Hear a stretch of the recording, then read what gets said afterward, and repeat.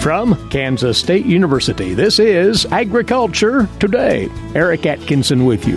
Ahead today, K-State's Romulo Lollato will talk about the chances for late emerging or non-emerging wheat to still produce a decent yield now that drier areas of Kansas have been replenished with moisture of late. He cites K-State research on the yield potential of such late stands.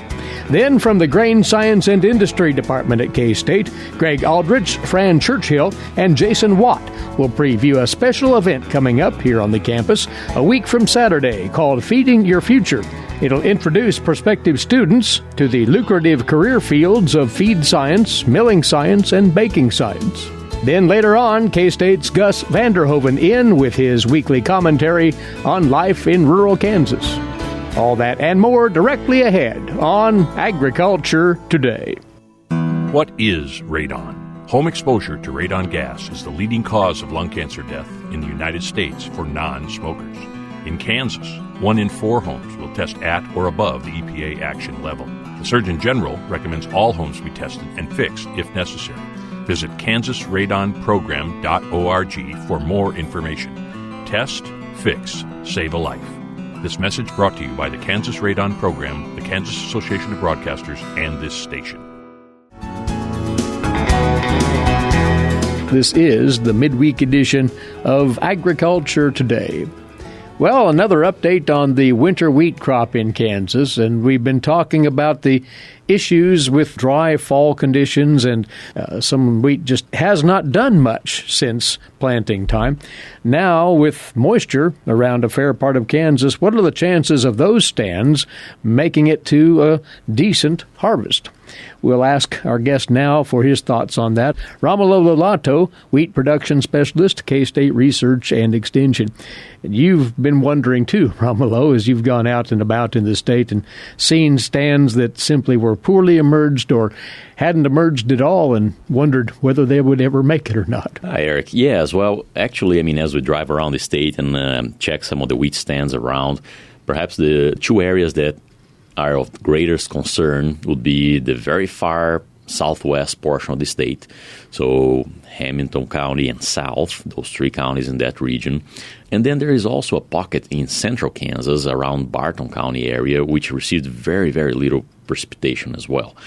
So actually, if we look back statewide, how much precipitation we got from September 15th through December 15th, so more or less when we expect wheat emergence to occur, hopefully in the early side of that or in the middle part of that range. But really from September 15th to December 15th, on that 3-month period, those parts of the state, far southwest Kansas, and then that Barton County and surrounding counties region, they only got like anywhere from 0.25 inches of precipitation to perhaps 1. So it's a very, very limited amount of precipitation. Those fields that got 1, they should have an emergence, okay, as long as that precipitation was timely. Now, the ones that got less than that, they certainly didn't emerge in the fall. So we have 2 situations. In some fields, there were no emergence at all. So really just like the seeds were put into, they were dry seeded, right? So into a dry seed bed, and they never really emerged during the fall. In other instances where there perhaps they were able to reach a little bit more moisture in the subsoil, or there was some unevenness in the field, parts of the field may have emerged, parts may have not. Some fields in that Barton County region, they have emerged, but they are really like under suboptimal population. So if you're expecting 25 to 35 plants per square feet, we're probably having 5 to 10. So, it was really, really under what we would expect in those 2 regions. So when you have those situations, what would be the yield potential of those stands is the question that turns up here, because producers may look at those fields yet and wonder, well, will they yield decently enough to stick with that crop? The recent rainfall may have lent some relief to those stands?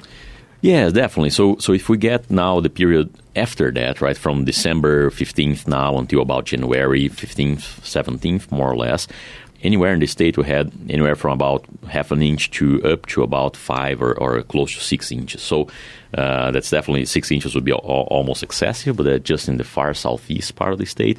Really in the remaining portion of the state, especially in those areas where we were behind, we got anywhere from 1 inch to perhaps up to 3 inches or so. And so with these recent storms, right, either as ice or as actual rainfall. But moisture came different ways. Exactly, right. Exactly. But what we're looking at there is that moisture equivalent, right? And those levels are definitely going to be enough for the crop to germinate, right? As long as that seed is still viable. So in other words, if it was maintained dry and without starting to germinate during the fall, right? Because sometimes what can happen, it could have started to germinate and then it could perish halfway if it just didn't have enough moisture.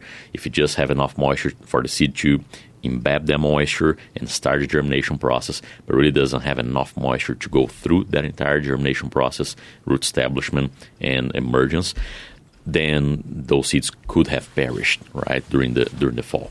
But I believe that the case for most of these fields is actually that the seeds probably still viable out there because it was just bone dry. There was really essentially very, very limited or no moisture at all.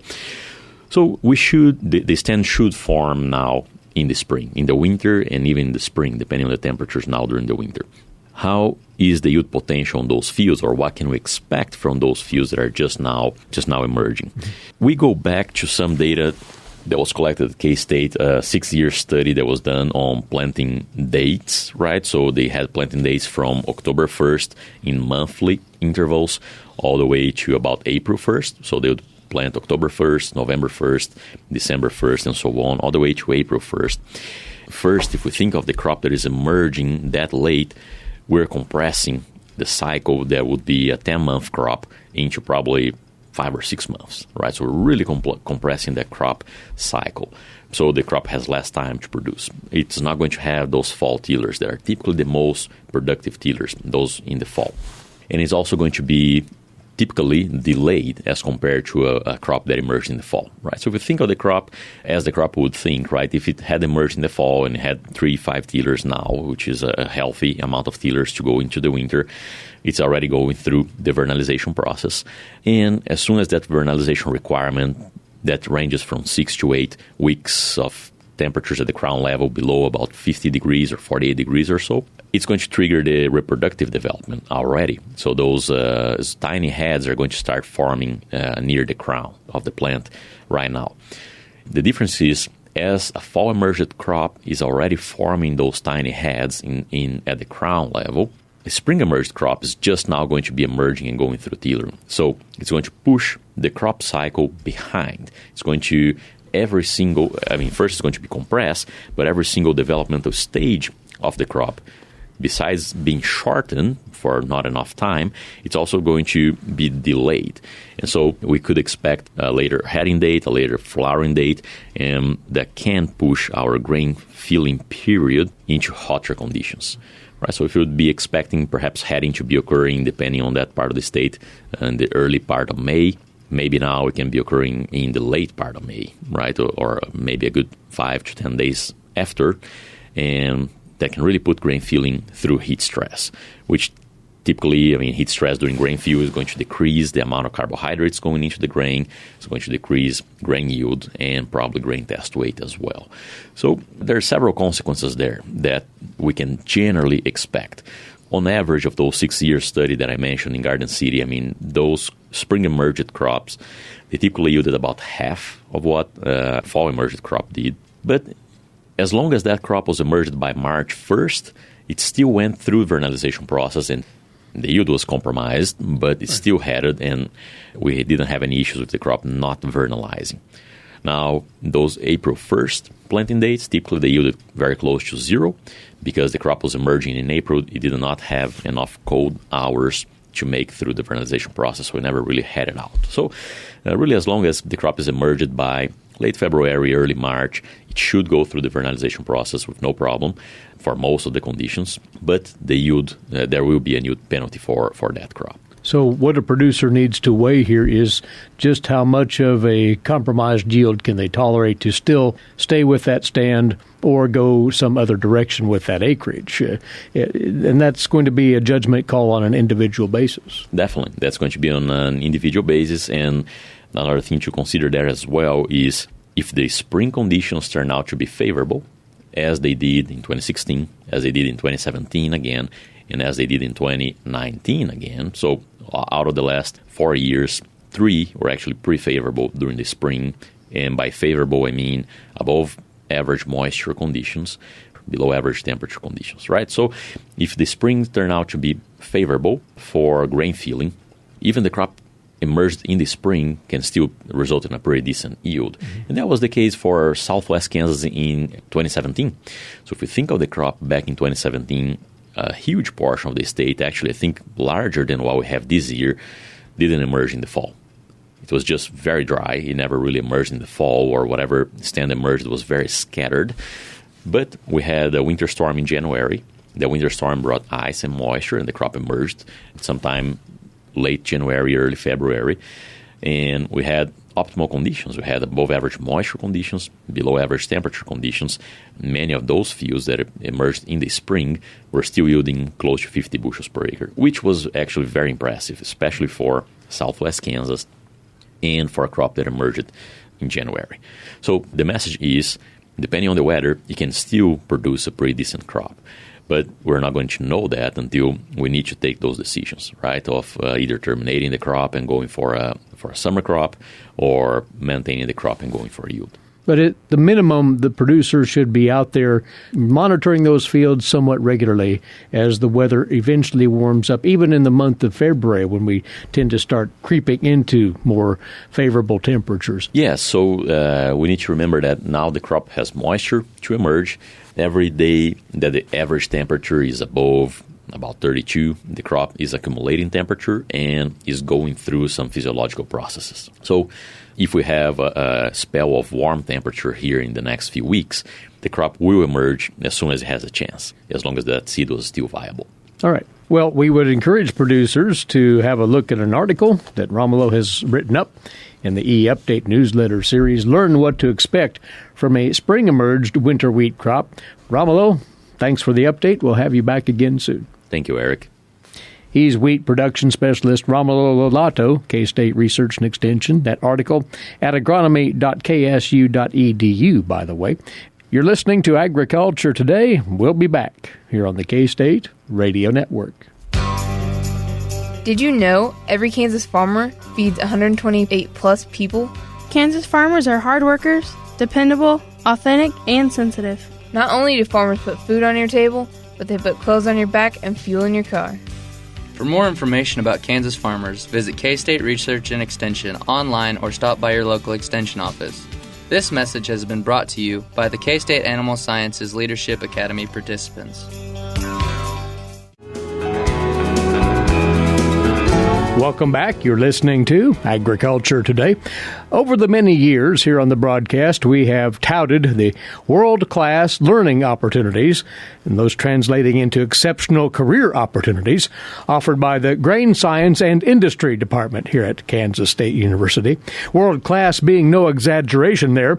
K-State is the global epicenter, if you will, for higher education in the fields of milling science, baking science, and feed science. And those three areas of opportunity will be on full display at a special event here on the campus set for a week from this Saturday, February the 8th. It's called Feeding Your Future, and it's a chance to learn more about the high-demand career fields that provide high starting salaries, by the way, right out of the gate. For more on this event from the Grain Science and Industry Department, we have the Pet Food Program Coordinator, Greg Aldrich, and two milling program instructors, Fran Churchill and Jason Watt. So, Feeding Your Future, Greg, Saturday, February 8th, what's it all about? Thank you, Eric, and appreciate the time to visit. The Feeding Your Future activity is really for us a recruiting opportunity. It's an opportunity for us to bring young people, especially juniors and seniors in high school, and even those from the community college that might be looking at a transfer option, to our campus and to give them some input and some ideas about what the opportunities might be around grain science careers and grain science majors. We're able to bring them in and show them a lot of different things about what it would be like to be a student and also what it might be like to be employed in the grains areas. And to clarify, those 3 areas of emphasis are? So we have milling science and management, we have baking science and management, and we have feed science and management. And I actually, as part of the pet food program, fit within the feed science and management with our pet food program. All of those will be on full display, and we want Fran and Jason to allow us the specifics on what will be happening during this special day. Fran, where does the program start? We are going to start off in the morning with some hands-on activities in each area. In the baking science area, we're going to actually explore some aspects of bread baking. Flour milling, we're going to explore some different ways to grind wheat into flour. And then on the feed side, we're going to look at extrusion and look at the pellet mill and different ways of making animal feed. And this will be taking place, a lot of it, at the newer campus as well as at Schellenberger Hall then. Yes, we'll actually do a number of the hands-on work in Schellenberger, but also some out on our North Campus in the what we call the BIVAT building, and then we'll also have tours available of our flour mill and our extrusion lab. Now, that was the morning program? That's mostly in the morning, yes. What's happening beyond that, Jason? So in the afternoons, as Fran said, we will be out at the International Grains Institute, or the IGP Institute, on our North Campus, where we will have lunch provided, and we will do some tours of some of our state-of-the-art research and pilot facilities, as well as some extrusion and pelleting demonstrations. And then after that, we'll come back together and wrap up the day, have some judging competitions, which will be presented during the morning sessions, a little competitive judging between the 3 different areas that were discussed in the morning. And then we'll do some awards as well as door prizes and giveaways that from some of our industry sponsors as well as the department. But will all participants see basically the same program, or will they focus on one of the 3 areas? Yes, we will break down into smaller groups so that each participant has the opportunity to experience for the full experience of all 3 programs. So we'll rotate through the different areas in the morning for the hands-on, and then in the tours we'll also rotate through, and so everybody will see the same things and get the same opportunities to explore each of them. So we're looking for students who are interested in math and science, as well as the food and feed industry, so they can kind of see what is out there in programs that you wouldn't normally think of when thinking of food or animals. And this event, the emphasis again is on hands-on activities. You want to give them a tangible idea of what they're all about, right? Yes. So the idea is we teach all of those things as sciences in the classroom, but we want the students to also have that opportunity to experience it firsthand so that they can start to integrate this idea of what it is to be a part of this grains and foods industry. In many cases, our students, we find, are those that really enjoy the classroom, but also the hands-on aspect. And so we're going to share that piece of that discipline with them during this days-long activity.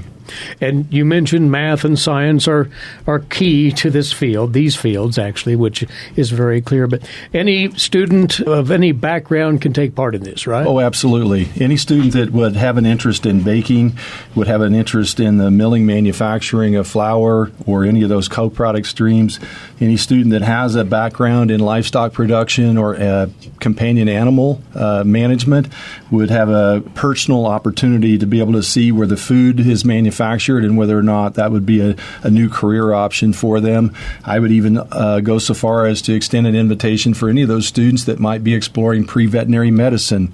Our feed science and pet food program really dovetail well with the pre-vet curriculum so that they could have a feed science or a pet food science background before they apply to veterinary school, and they would have a really very strong package to be able to get into the veterinary program. And frankly, with K-State's top-notch facilities, it's a chance to showcase those and show off what they can do. Yeah, definitely. One of the things that we have to share along the way here is that this is not a traditional degree. You're not going to go to any university around the country and pick up this degree option. We're kind of unique. We are unique right. Across the U.S. and around the world as it regards this degree or these majors. And so this is an opportunity for people to explore something that may be way outside of what they may have been exploring in high school as a potential degree option. It's going to take them and use their science and math skills. If they're pre-engineering, it's going to use their engineering background, but also give them a tangible something to apply that they may have experienced in their own upbringing and be able to make a career out of it. And so K-State's the only place, and the beautiful thing is that because we're unique, there's also a very high demand for our graduates.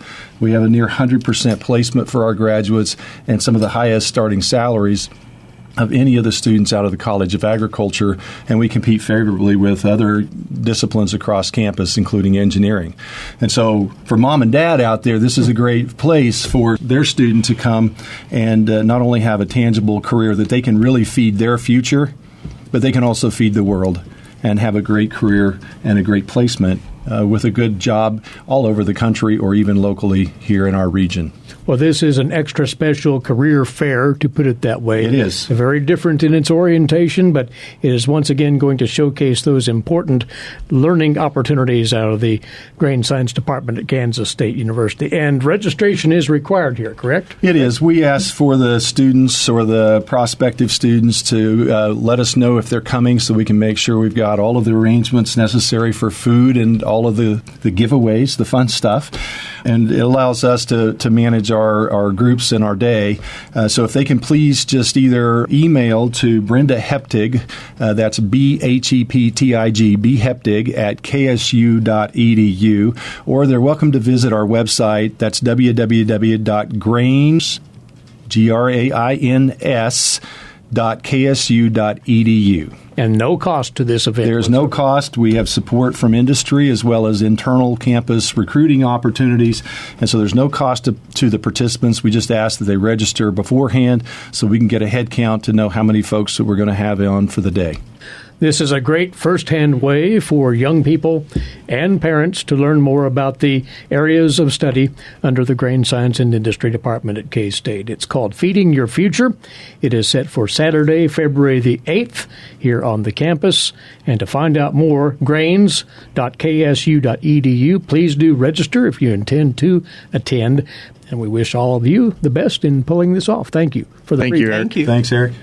Over from the Grain Science and Industry Department here at Kansas State University, Greg Aldrich, Jason Watt, and Fran Churchill.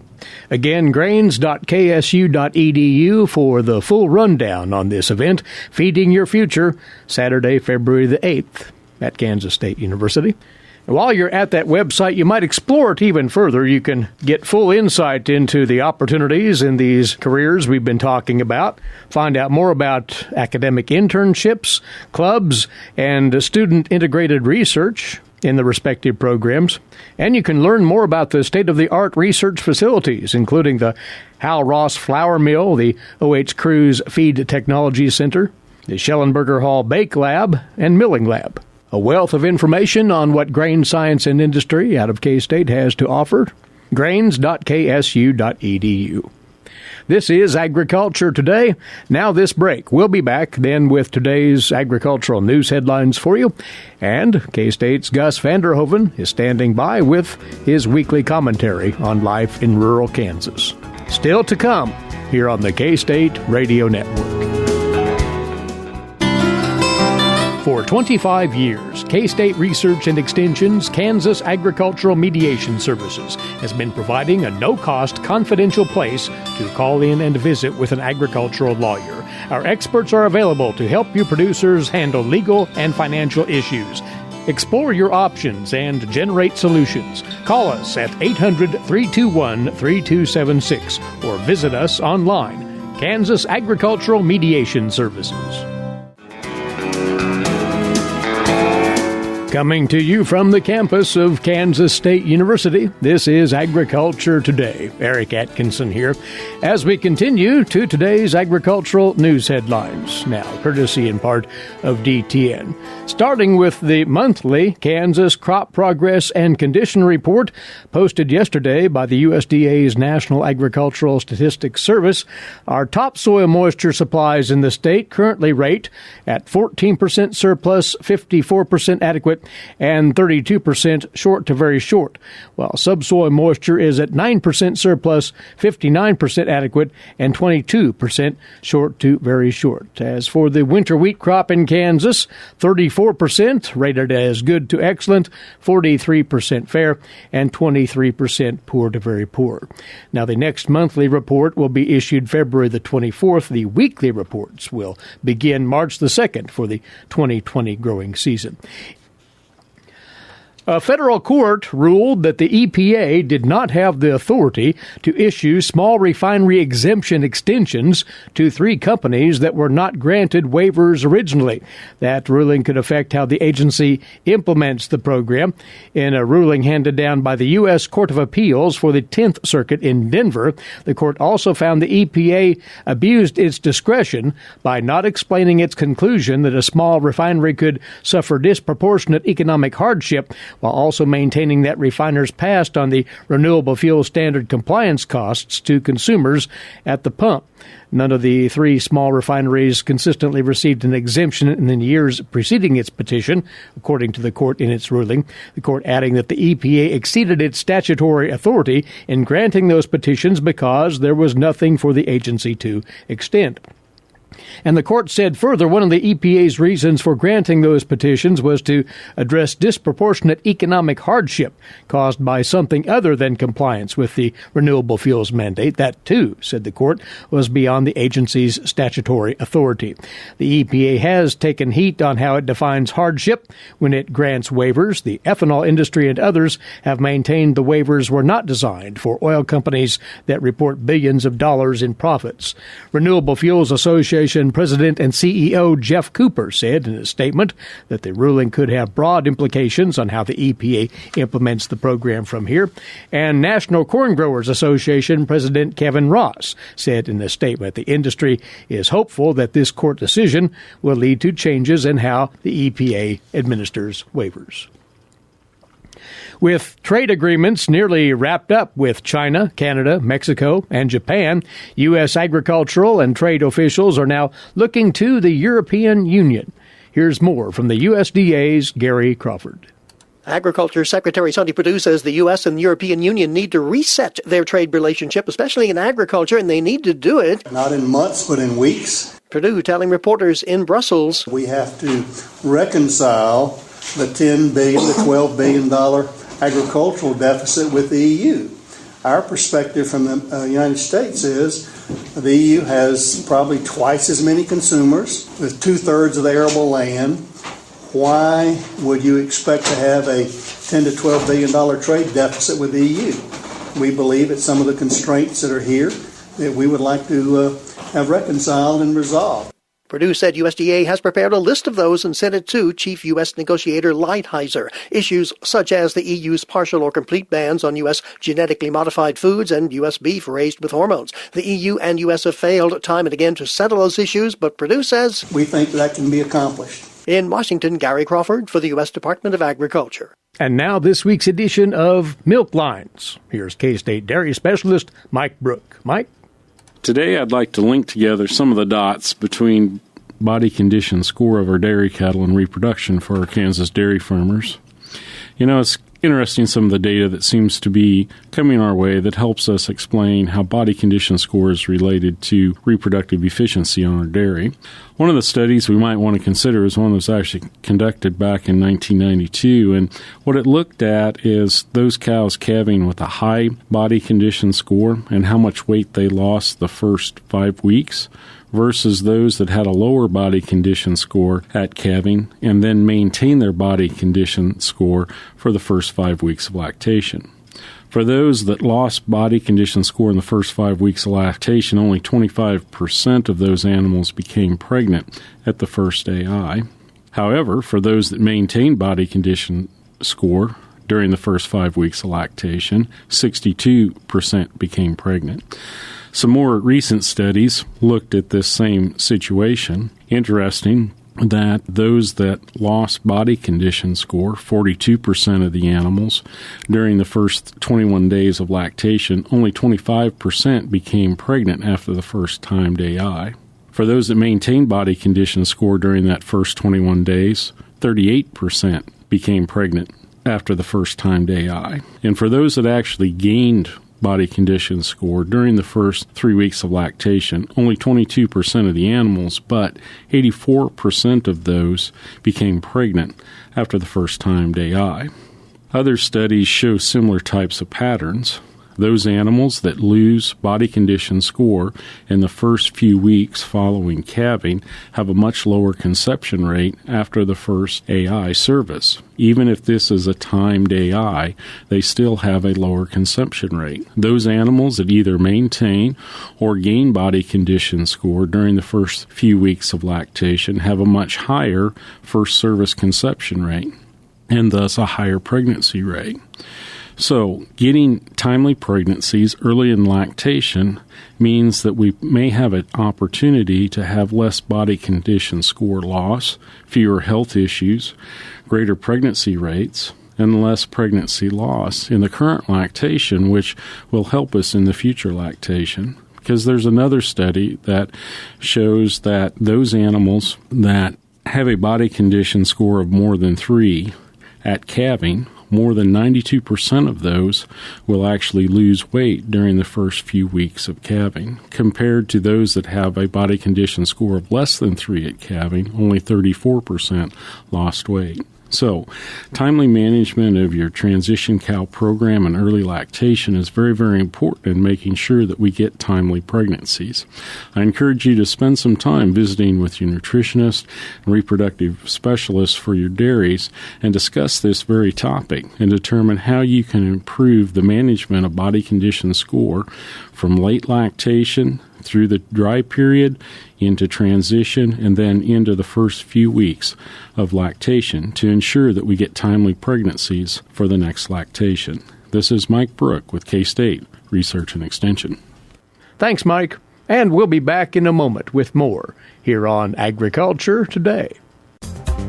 With the shortage of primary care physicians, especially in rural areas, health education and disease prevention are vital. K-State Research and Extension programs address quality of life, personal development, and health behaviors across all life stages of all social-economic groups. To learn more about health education, one of K-State Research and Extension's 5 grand challenges, visit www.ksre.ksu.edu. This is Agriculture Today. Stop, look, and listen. Once resettled in with another family in the country, I moved in with a neighboring farm family I loved. That's Gus Vanderhoeven of Kansas State University with comment on life in rural Kansas. Driving this state, I was always impressed with the new schools built near the edge of towns or out in the country on what used to be very productive cropland. The new school complexes were nearly always spread out with basically one-story buildings. The gymnasium would be a taller structure, rising above the rest. Then there would be an extended parking lot with the diversity and variety of trucks only teenagers can put together. It reminds me of my son Martin, who needed transportation. Not so much to go to school as the school bus would take him, but after school he needed to go to the horse barn to ride, take care of his horse and work. Then back home he would study and do homework. I bought a small Datsun. It was rusted blue And as he described it, "Papa, it is so ugly, it's cute."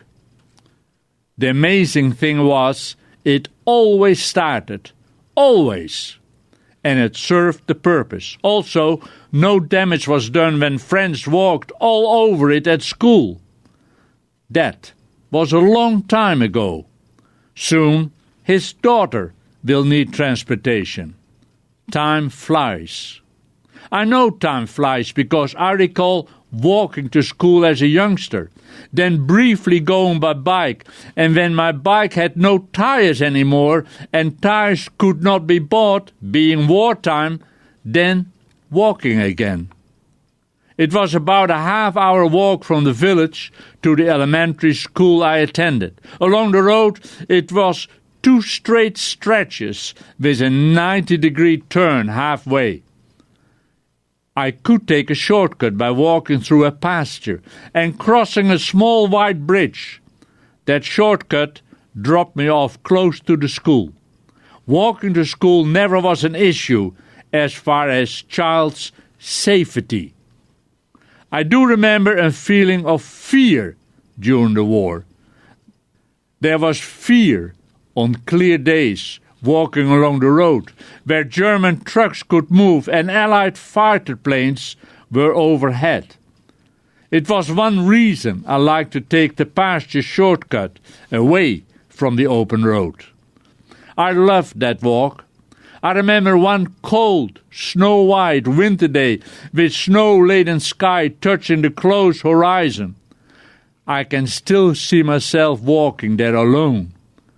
I must have been 12 years old. The countryside was all quiet, no planes. It was a grey, overcast, pure white world. Only farm lights in the distance burning to help do the chores. It is as if I still hear the crunching snow underfoot. Here, on our farm on McIntyre Creek, the old schoolhouse used to stand. It was taken down. The timber saved in an old chicken shed, which we accidentally burned. All I have left is the old schoolhouse sign, McIntyre School, District 99, 1920. I value it. I wished I had a photo of the old school or wooden structure to which the children walked or rode horseback. I know, because there are 3 foundations. There's the school foundation, also 2 outhouses just south of the school, and a simple horse stall was north of the schoolhouse. There still are steps up the bank from the road, up to the land where the school once stood. The old school sign says 1920. I don't know when the school was taken down. It's something to find out on a rainy day, and I'll go to Westmoreland Library or Museum. I'm sure of one thing. Where I walked to school, some of them rode horseback.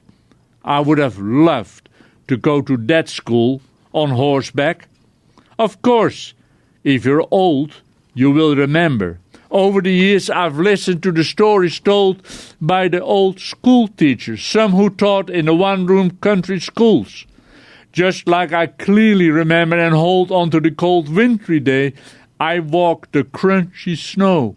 Those children have experienced similar days and may remember them, now being old memories.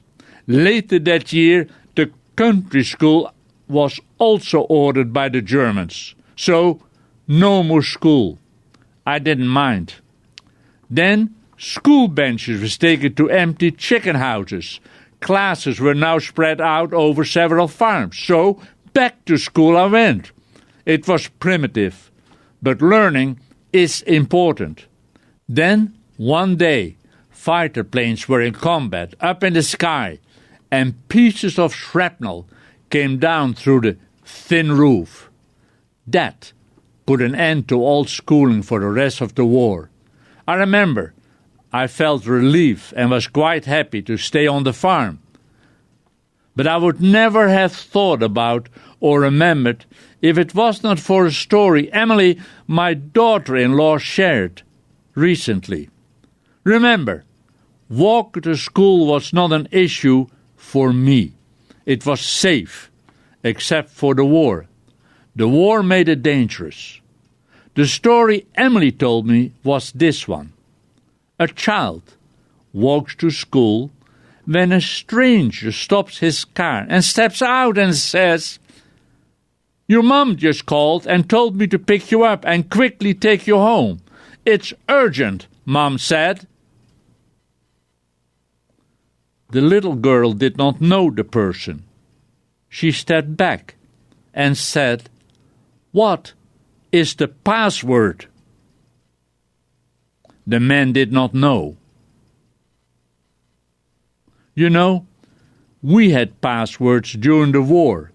The underground people even set the arms of the Dutch windmills in a certain way to convey messages. Weapon drop tonight. Today, the idea of a password for safety of a child is something to think about. Gus Vander Hoeven of Kansas State University with his weekly commentary on life in rural Kansas. With that, our Wednesday edition comes to a close. Thanks for tuning in. Eric Atkinson for Agriculture Today over the K-State Radio Network.